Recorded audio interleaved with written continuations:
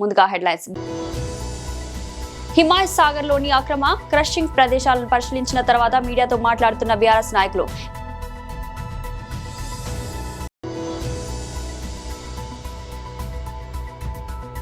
BJP రాష్ట్ర మహిళా Morcha doctor Shilpa Reddy గారు మీడియాతో మాట్లాడుతున్నారు.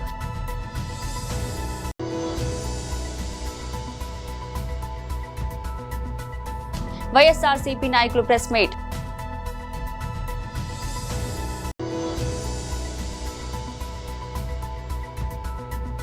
సీఎం సలహాదారు పదవికి వేం నరేందర్ రెడ్డి రాజీనామా.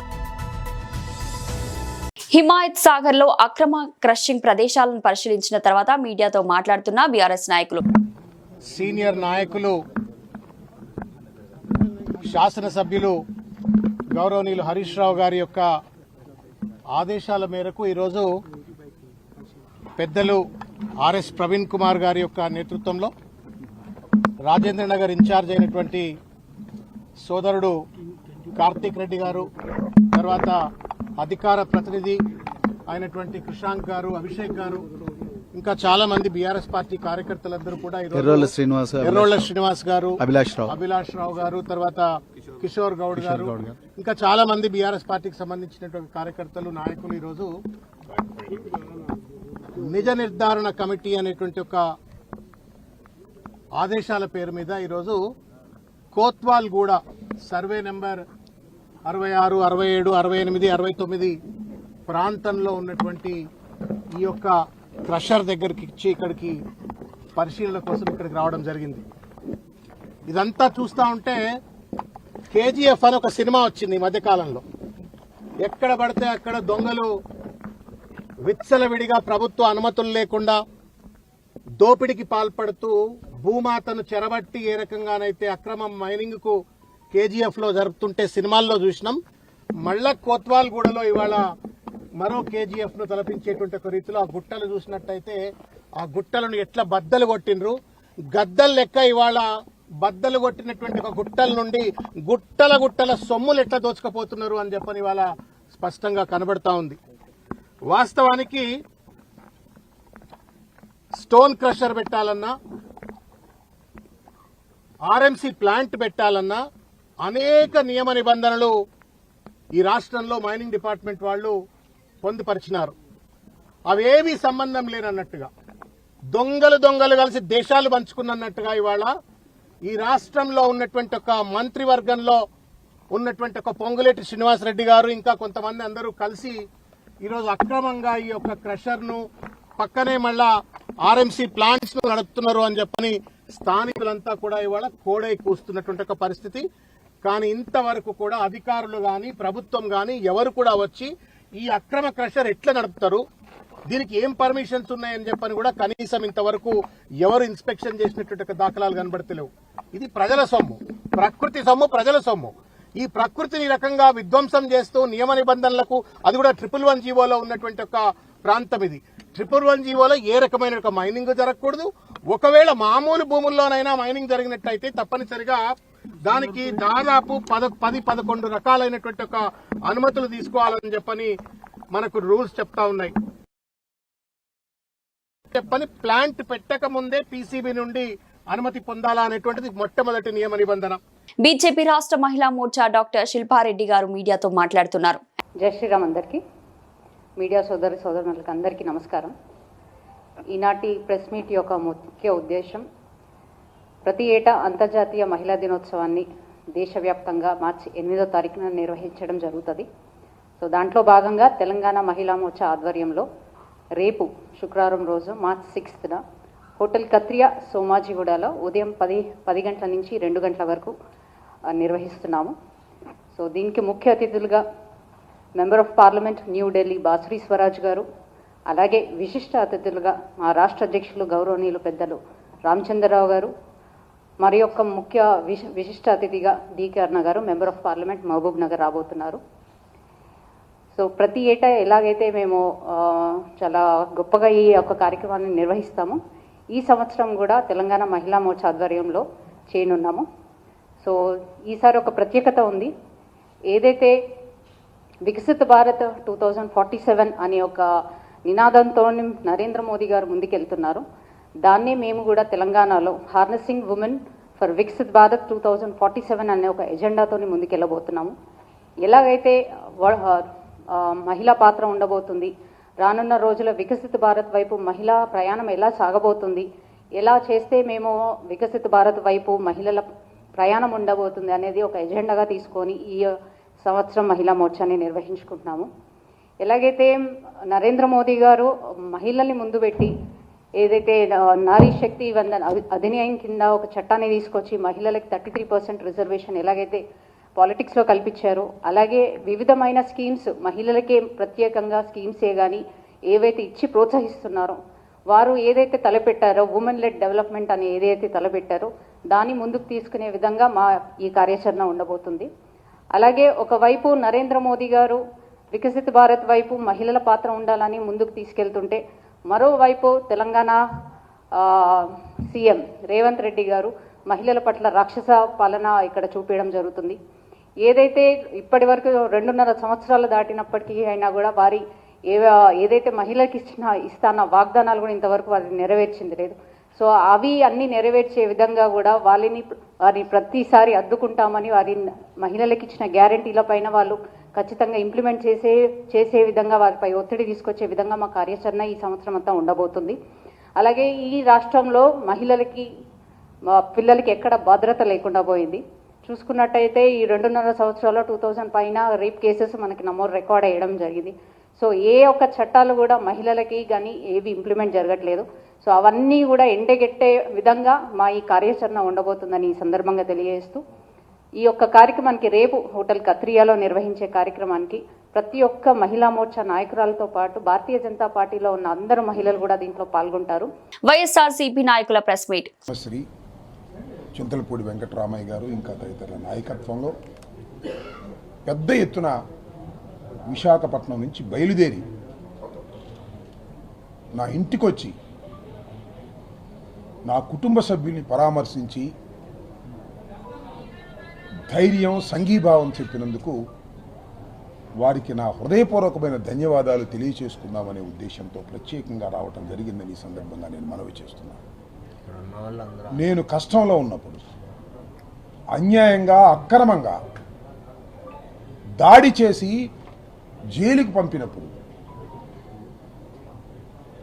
అందరూ ఎంతో ప్రేమతో వచ్చారు. మీ కుటుంబానికి జరిగింది అన్యాయమని ప్రపంచానికి చెప్పటమే కాదు, నా కుటుంబ సభ్యుల్ని కూడా ఓదార్చేటటువంటి కార్యక్రమం చేశారు.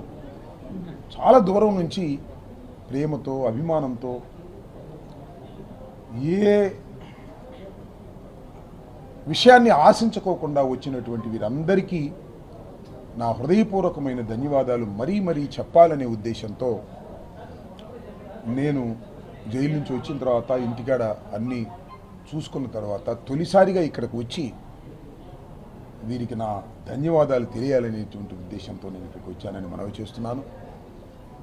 వీరు చూపించినటువంటి ప్రేమ ఎప్పటికీ మర్చిపోలేనని కూడా ఈ సందర్భంగా నేను గుర్తు చేస్తున్నాను. ముఖ్యంగా నా కులస్తులు ఆల్మోస్ట్ నా కుటుంబ సభ్యుల్లాగా భావించారు. మా అంబటి రాంబాబుకి అన్యాయం జరిగింది అని భావించారు. ఒక కులం మరొక కులం మీద దాడిగా దీన్ని భావించి ఇంత సంఘీభావం తెలిపినటువంటి వారికి మరొకసారి నా హృదయపూర్వకమైన ధన్యవాదాలు ఈ సందర్భంగా నేను తెలియపరచుకుంటూ ఉన్నాను. ప్రతి ఒక్కరికి ఒక్కళ్ళు కాదు వచ్చి నీ ముగ్గురు పేర్లు చెప్పాను, కానీ ప్రతి మండలం నుంచి ప్రతి గ్రామం నుంచి వాలంటీర్గా నేను ఇక్కడికి వచ్చి ఆశ్చర్యపోయాను. వాలంటీర్గా టైం అంటే టైంకి బయలుదేరి గుంటూరు వచ్చారు. ఊరిని ఒక పిలిపిస్తే చాలు సొంత కారులు పెట్టుకొని మన కుటుంబ సభ్యుడికి ఏదో అన్యాయం జరిగింది వెళ్ళాలనేటువంటి ఉద్దేశంతో మరి పెద్ద ఎత్తున విశాఖపట్నం నుంచి వచ్చారంటే చాలా బాధలో కూడా చాలా సంతోషం అని ఈ సందర్భంగా నేను తెలియపరుస్తున్నాను. అంటే జరిగినటువంటి అంశం ఎంత బలంగా ప్రజల మధ్యకి వెళ్ళింది అనేది ఇక్కడ గుర్తుపెట్టుకోవాలి. 1983లో తెలుగుదేశం ఆవిర్భవించింది. అప్పటి నుంచి ఇప్పటి వరకు ఒకసారి పరిశీలన చేయండి మీరు. సరే, చిన్న చిన్న దాడులు జరిగాయి, గొడవలు జరిగాయి, ఘర్షణలు జరిగాయి, మనం చూస్తున్నాం చరిత్రలో. స్పాంటేనియస్గా జరుగుతూ ఉంటాయి, మనం వాటిని ఆపలేం. తెలంగాణ ముఖ్యమంత్రి రేవంత్ రెడ్డికి అత్యంత సన్నిహితుడు సీఎం సలహాదారు వేం నరేందర్ రెడ్డి రాజ్యసభ రేసులోకి రావడంతో రాష్ట్ర రాజకీయాలు వేడెక్కాయి. రాజ్యసభ అభ్యర్థిగా కాంగ్రెస్ పార్టీ ఆయన పేరును ఖరారు చేయడంతో సాంకేతిక కారణాల దృష్ట్యా ఆయన తన సభ్యత్వ సలహాదారు పదవికి రాజీనామా చేశారు. రాజ్యసభ ఎన్నికల్లో పోటీ చేసే అభ్యర్థులు ఎలాంటి లాభదాయక పదవుల్లో ఉండకూడదనే నిబంధన ఉండడంతో నామినేషన్ దాఖలుకు ముందే ఆయన ఈ నిర్ణయం తీసుకున్నారు. వేం నరేందర్ రెడ్డి రాజీనామాను ప్రభుత్వ ప్రధాన కార్యదర్శి ఆమోదించారు. రాజీనామా ప్రక్రియ ముగిసిన వెంటనే వేం నరేందర్ రెడ్డి మరో కాంగ్రెస్ అభ్యర్థి ప్రముఖ న్యాయవాది అభిషేక్ మను సంఘవితో కలిసి అసెంబ్లీలో తన నామినేషన్ పత్రాలను దాఖలు చేశారు. ఈ సందర్భంగా ముఖ్యమంత్రి రేవంత్ రెడ్డి, టీపీసీసీ అధ్యక్షుడు మహేష్ కుమార్ గౌడ్, రాష్ట్ర మంత్రులు ఆయన వెంట ఉన్నారు. తెలంగాణ నుంచి ఖాళీ అవుతున్న 2 రాజ్యసభ స్థానాలకు కాంగ్రెస్ ఈ ఇద్దరిని బరిలోకి దింపింది. అసెంబ్లీలో ఉన్న సంఖ్యాబలం దృష్ట్యా ఈ 2 స్థానాలను కాంగ్రెస్ ఏకగ్రీవంగా దక్కించుకునే అవకాశం ఉంది. వచ్చే ఏడాది గోదావరి నది పుష్కరాల సందర్భంగా ప్రత్యేక ఏర్పాట్లు చేస్తున్నట్లు రామగుండం కార్పొరేషన్ నగర మేయర్ మహంకాళి స్వామి పేర్కొన్నారు. ఈ మేరకు పెద్దపల్లి జిల్లా గోదావరికని పట్టణ శివారు సమ్మక్క సార్లమ్మ జాతర సమీపంలోని గోదావరి నది పుష్కర ఘాట్లను ఆయన సంబంధిత అధికారులతో కలిసి సందర్శించారు. గోదావరి నీటి ప్రవాహం, పుష్కర ఘాట్ల వద్ద సౌకర్యాలు, భక్తుల రాకపోకలు, శాంతి భద్రత నేపథ్యంలో పర్యవేక్షించారు. అనంతరం ఆయన మాట్లాడుతూ వచ్చే ఏడాది జూన్లో జరిగే పుష్కరాల సందర్భంగా వివిధ విభాగాలకు సంబంధించిన అధికారులతో సమీక్షించామని అన్నారు. ఇందుకు సంబంధించి అన్ని ఏర్పాట్లు చేస్తున్నామని పేర్కొన్నారు.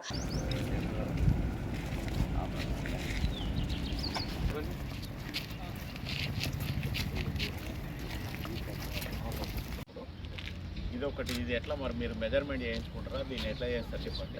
ఈ వాటర్ ఫ్లో కూడా అటు నుంచి పోయి ఇటు వచ్చేస్తారు. ఘాటు అంటే సేమ్ అంటే అక్కడ నుంచి ఏది ఇట్లా రిటర్నింగ్ వాల్ పెడితే 2 రకాలుగా ఉపయోగం ఉంటుంది. వాటర్ లోకల్ రాకపోతే దానికి కంటిన్యూస్గా మనం ఇంటికి వెళ్ళాక ఒక పాత్రలుగా ఫ్లో వచ్చినప్పుడు వాటర్ ఉన్నప్పుడు రావు సార్. ఇప్పుడు ఇక్కడ ఒక పెద్ద నాలా ఉంది సార్, అక్కడ నుంచి నాలా నుంచి అటు లోపలికి ఎంటర్ అవుతుంది. అది ఎఫ్సీఐ ఇంటేక్ వెళ్ళు, అవతల ఎంపీపీ. ఆ ఎఫ్సీఐ ఇంటేక్ వెళ్ళి కాకుండా ఒక నాలా ఉంది. ఈ నాలాల మీద ఒకసారి ఏమైనా గారు కూడా ఇప్పుడు కూడా రివర్స్ రాకుండా బ్లాక్ వాటర్ రాకపోతే అసలు మునిపోయే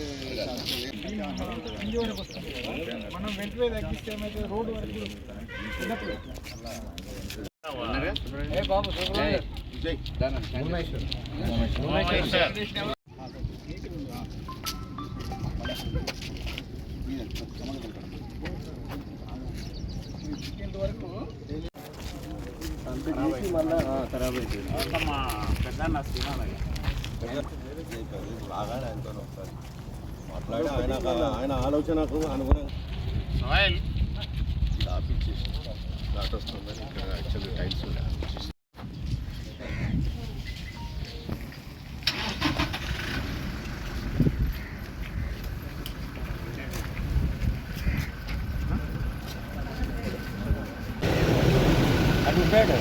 పప్పేద్దాం.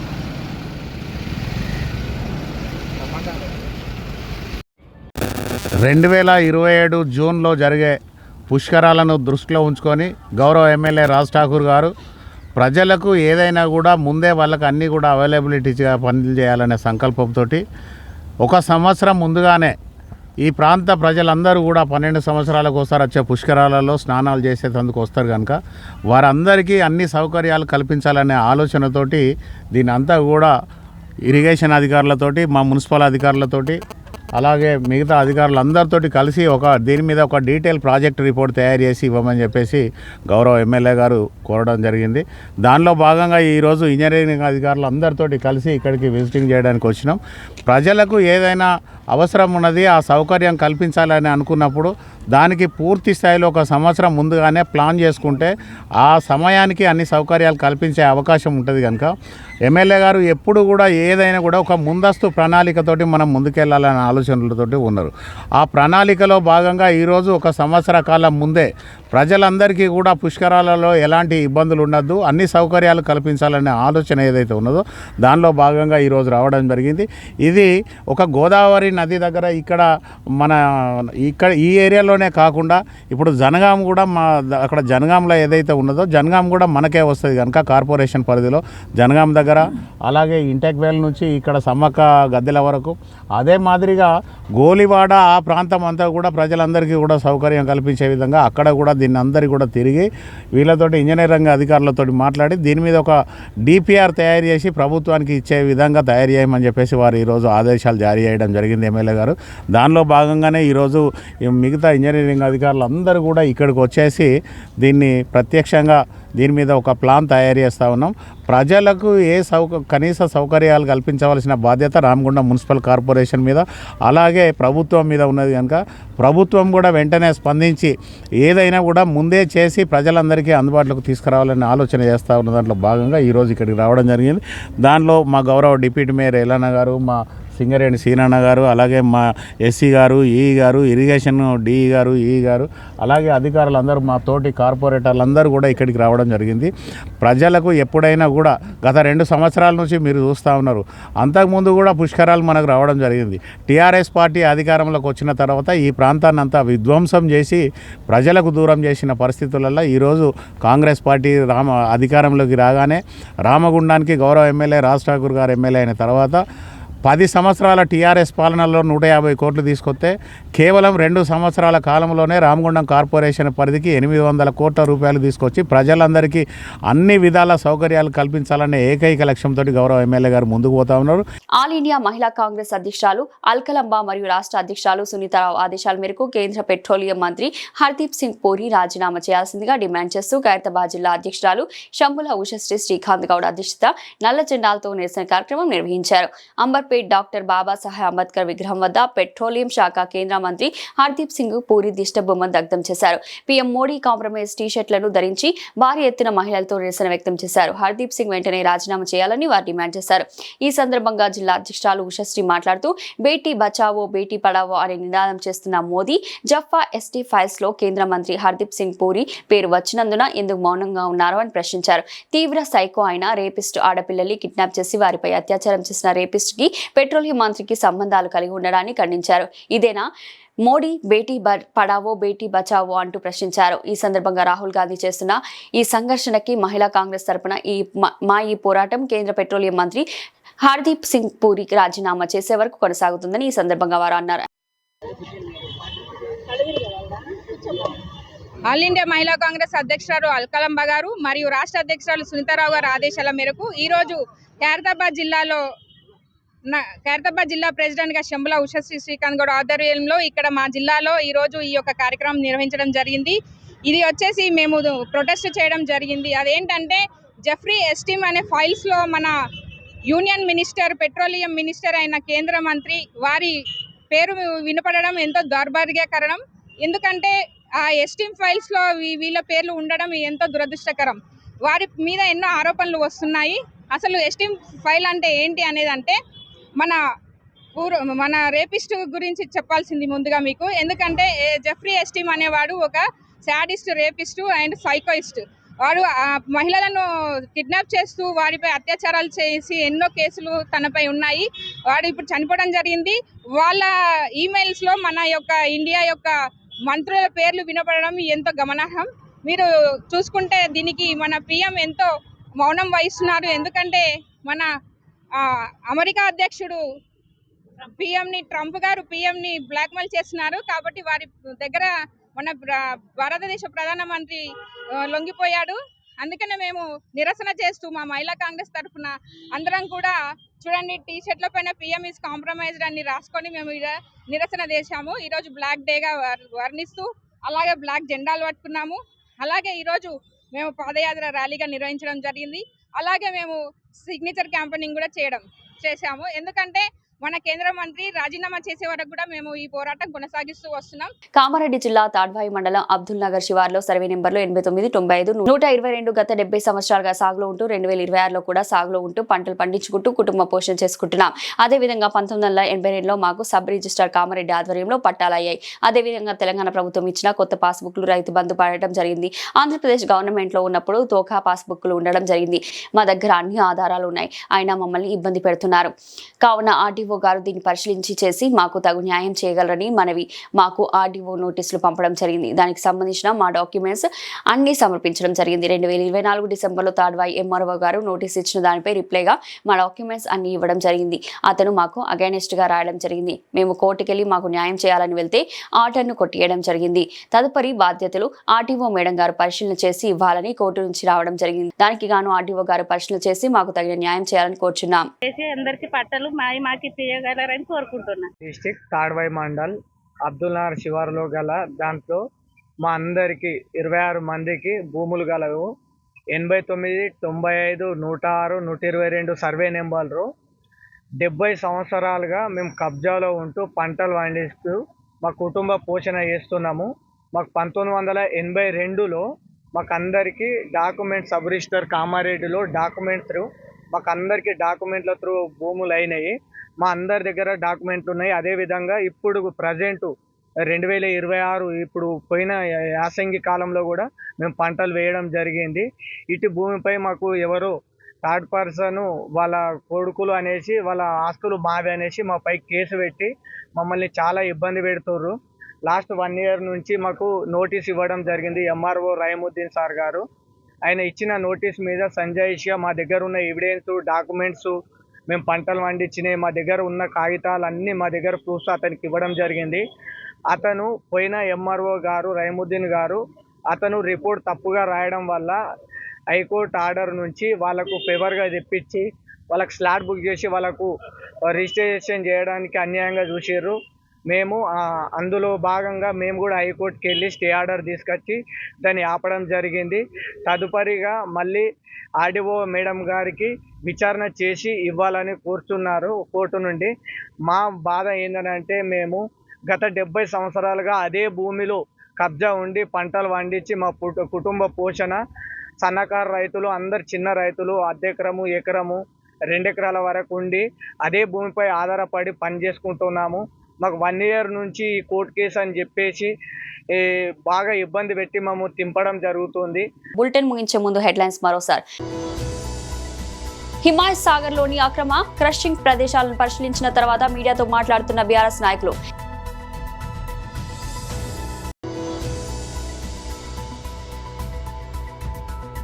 బీజేపీ రాష్ట్ర మహిళా మోర్చా డాక్టర్ శిల్పారెడ్డి గారు మీడియాతో మాట్లాడుతున్నారు.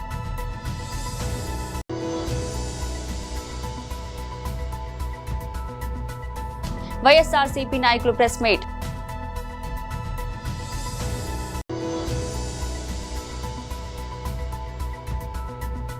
సీఎం సలహాదారు పదవికి వేం నరేందర్ రెడ్డి రాజీనామా.